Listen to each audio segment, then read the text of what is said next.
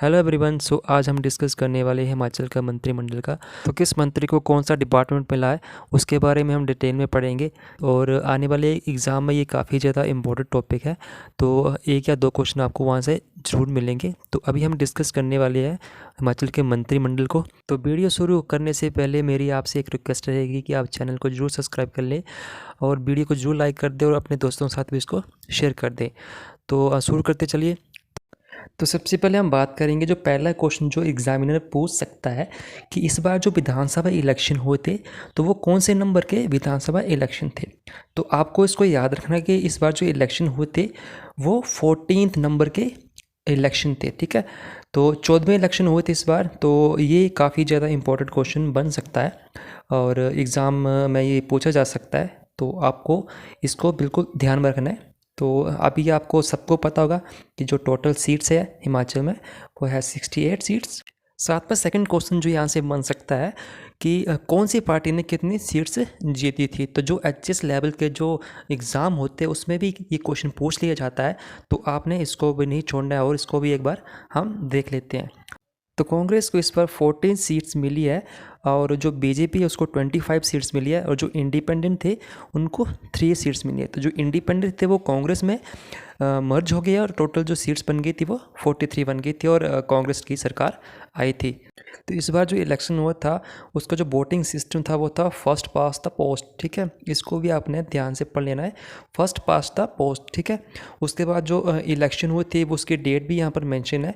तो 12 नवंबर को इलेक्शन होते और जो इसका एंड सीजन है वो है 2027 का, ठीक है। तो ये भी आपने एक बार इसको देख लेना है। साथ में जो इसका मीटिंग की बात करें तो यहाँ पर दो ऐसे प्लेसेस हैं जहाँ पर इनकी मीटिंग होती है जो भी गवर्नमेंट आती है। तो जैसे कि आपको पता है कि हिमाचल की 2 राजधानी है, तो उसी हिसाब से यहाँ पर 2 विधानसभाएं भी हैं। तो एक है शिमला और एक है धर्मशाला। सो नेक्स्ट जो इम्पोर्टेंट क्वेश्चन बनता है वो बनता है विधानसभा के स्पीकर से। तो जो विधानसभा के स्पीकर हैं वो है कुलदीप सिंह पटानिया। तो काफ़ी ज़्यादा इंपॉर्टेंट क्वेश्चन है, तो आपको इसको भी ध्यान में रखना है, ठीक है। तो इसको हम एक ट्रिक लगाएंगे इसको याद करने के लिए, थोड़ी सी ट्रिक का इस्तेमाल करेंगे। तो जैसे ही कांग्रेस जो इलेक्शन जीती थी तो जो उनके समर्थक थे वो विधानसभा के बाहर उन्होंने स्पीकर लगाए थे और स्पीकर के ऊपर क्या किया था, उन्होंने दीप रख दिए थे। तो जो समर्थक थे उन्होंने ऐसा अटपटा सा थोड़ा स्टाइल अपनाया था कि स्पीकर के ऊपर दीप रख दिए थे। तो स्पीकर और दीप से आपको माइंड हो जाएगा कि कुलदीप जो है वो विधानसभा के स्पीकर है, ठीक है। अगर हम बात करें डिप्टी स्पीकर की तो फिलहाल कोई भी डिप्टी स्पीकर नहीं है और जो लीडर ऑफ हाउस है वो है सुखविंदर सिंह सुक्खू जो चीफ मिनिस्टर है, और deputy leader of the house जो है वो है मुकेश अग्निहोत्री। तो ये भी काफ़ी इंपॉर्टेंट है, इनको भी देख लेना। अभी हम बात करेंगे हिमाचल प्रदेश के मंत्रिमंडल की।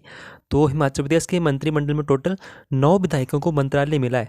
तो हमें सिर्फ 9 लोगों के नाम याद करने होंगे, 9 विधायकों के नाम याद करने होंगे। 9 विधायक है लेकिन डिपार्टमेंट बहुत ज़्यादा है, तो उनके साथ मैचअप करने का थोड़ा प्रॉब्लम हो सकती है, लेकिन उनको हम ट्रिक्स के साथ कवर कर लेंगे।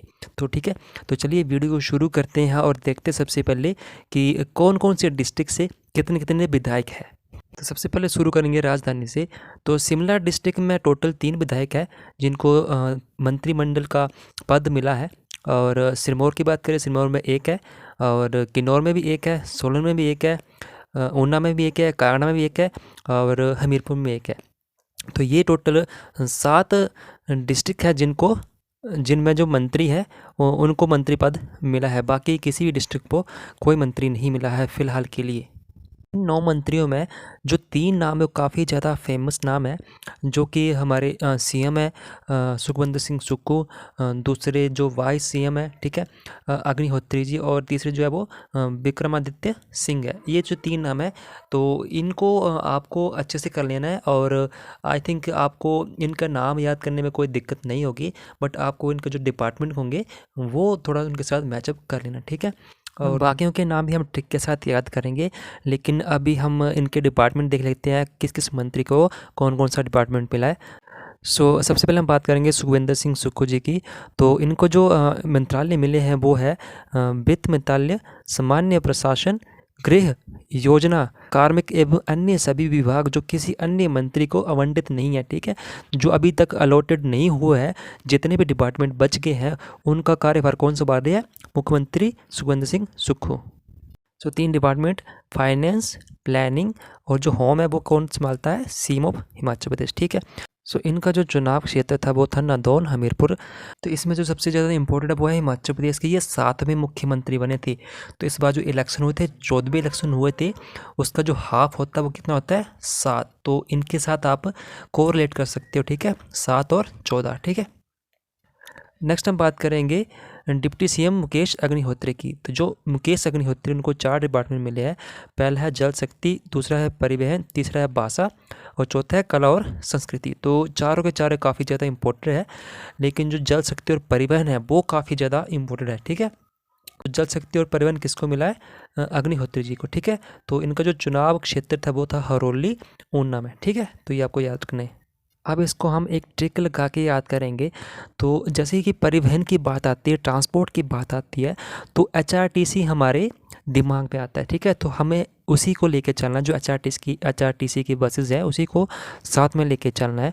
तो एचआरटीसी की बसेस जहाँ जहाँ भी जाती है वो हिमाचल की भाषा, हिमाचल की कला, हिमाचल की संस्कृति को रिप्रेजेंट करती है। लेकिन क्या हुआ कि जब वे ऊना की हरोली से गुजर रही थी तो उसको आग लग गई। क्या लग गई? आग लग गई। और आग बुझाने के लिए उस पर जल छिड़का गया, पानी छिड़का गया, ठीक है। तो आग से अग्निहोत्री, जल से जल और भाषा से भाषा, कला से कला, संस्कृति से संस्कृति और एचआरटी से परिवहन, ठीक है। तो इससे आपको कोरिलेट करना है और ये ट्रिक लगानी है, ठीक है। नेक्स्ट जो इम्पोर्टेंट मंत्री है वो है धनीराम शांडिल, ठीक है। जो धनीराम शांडिल है वो हिमाचल प्रदेश के क्या है? स्वास्थ्य और परिवार कल्याण मंत्री। तो जो health minister of Himachal Pradesh है वो कौन है? धनीराम शांडिल, ठीक है। तो इनको स्वास्थ्य और परिवार कल्याण, सामाजिक न्याय और अधिकारी, श्रम और रोजगार का मंत्रालय भी दिया गया है, ठीक है। इनका चुनाव क्षेत्र सोलन था और एससी से ये जीते थे। और इनकी जो सिंपल ट्रिक है कि जो स्वास्थ्य का धनी होता है उनका जो परिवार होता है वो कल्याणपूर्वक जिंदगी व्यतीत करता है, ठीक है।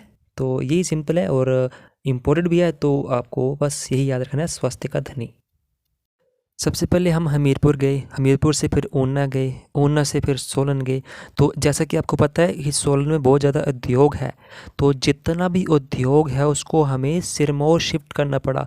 वो इसलिए क्योंकि हर्षवर्धन ने वहाँ पर आक्रमण कर दिया है। तो जो हर्षवर्धन है वो क्या है? हर्षवर्धन उद्योग मंत्री है हिमाचल प्रदेश के, ठीक है। तो ये थी ट्रिक जो कि हमें डायरेक्ट अप्लाई करनी है और आपको याद रखना है, ठीक है। अब हम सिरमौर से शिमला को जाएंगे जहाँ पर 3 विधायक है और उनके बारे में डिटेल में पढ़ेंगे। सबसे पहले रोहित ठाकुर है। रोहित ठाकुर जो वो शिक्षा मंत्री है और बहुत ही ज़्यादा इम्पोर्टेंट क्वेश्चन है क्योंकि पूछा जाता है कि शिक्षा मंत्री कौन है हिमाचल प्रदेश का? हिमाचल प्रदेश का एजुकेशन मिनिस्टर कौन है, ठीक है। तो रोहित ठाकुर। तो रोहित ठाकुर की बात करें तो आपको इनका नाम शिक्षा से ज़्यादा रिलेट करना है कि आपके आसपास कोई ऐसा बंदा तो ज़रूर होगा जिसका नाम रोहित है। तो आपको उसको माइंड में रख लेना कि इस बार रोहित को एजुकेशन मिनिस्टर बनाया गया है, ठीक है। तो उससे आपको ये ट्रिक अप्लाई करनी है और जो भी आपके नॉन में रोहित है उसको आपने एजुकेशन मिनिस्टर बना देना है। नेक्स्ट जो मंत्री है वो विक्रमादित्य सिंह है। तो ये भी काफ़ी ज़्यादा इंपॉर्टेंट है और ये भी शिमला से है। तो इनको जो डिपार्टमेंट मिला है वो लोक निर्माण डिपार्टमेंट मिला है, ठीक है, पब्लिक वर्क मिला है। साथ में जो सबसे ज़्यादा इंपॉर्टेंट है वो है युवा सेवा और खेल मंत्री, जो sports minister of Himachal Pradesh है वो है विक्रमादित्य सिंह जी, ठीक है। तो ये काफ़ी ज़्यादा इंपॉर्टेंट है, तो इसको आप डायरेक्ट याद करोगे, ठीक है। नेक्स्ट जो मंत्री है वो है अनिरुद्ध सिंह जी, ठीक है। तो अनिरुद्ध सिंह जी को ग्रामीण विकास और पंचायती राज, ठीक है, रूरल डेवलपमेंट और पंचायती राज मंत्रालय दिया गया है, ठीक है। ये भी शिमला से है और इनका जो नाम है वो याद करने का जो ट्रिक है कि जो शिमला में है जो 2 ही सिंह है, एक विक्रमादित्य और दूसरा अनिरुद्ध जी, ठीक है। विक्रम जी का नाम तो आपको याद हो ही जाएगा और बाकी जो बचा वो है अनिरुद्ध सिंह जी, ठीक है। तो शिमला से 3 मंत्री है, रोहित ठाकुर, अनिरुद्ध सिंह जी, विक्रमादित्य सिंह जी। तो जो रोहित ठाकुर जी है उनको शिक्षा मंत्रालय मिला है, अनिरुद्ध सिंह जी को मिला है पंचायती राज और रूरल डेवलपमेंट का, और जो विक्रमादित्य है उनको मिला है स्पोर्ट्स मिनिस्ट्री, ठीक है। तो ये है 3 जो आपको याद करने हैं। तो अभी हम शिमला से जाएंगे किन्नौर को। तो जैसा कि आपको पता है किन्नौर में नेगी सरनेम काफ़ी फेमस है। तो यहाँ के जो जगत सिंह नेगी है उनको राजस्व मंत्रालय दिया गया है, रेवेन्यू मिनिस्ट्री दी गई है, और साथ ही बागवानी और आदिवासी जो ट्राइब डेवलपमेंट है वो भी दी गया है, हॉर्टिकल्चर और ट्राइब डेवलपमेंट भी दिए गए हैं। ये 3 जो इम्पोर्टेंट मंत्रालय हैं इनको सौंपे गए हैं। तो जैसे कि आपको पता है जो किन्नौर की सीट होती है वो एसटी की सीट होती है, तो एसटी की सीट से उनको मंत्रालय जो है वो ट्राइब डेवलपमेंट दिया गया है और हॉर्टिकल्चर साथ में रेवेन्यू मिनिस्ट्री भी, ठीक है। तो इसकी जो सिंपल ट्रिक यही रहेगी कि आपको इतना पता होना चाहिए कि जो किन्नौर की सीट होती है वो एसटी की सीट होती है। तो एसटी के साथ आप जो ट्राइब होते हैं हिमाचल के उसको रिलेट कर सकते हो, ट्राइब और हॉर्टिकल्चर को साथ में लेके चल सकते हो, ठीक है।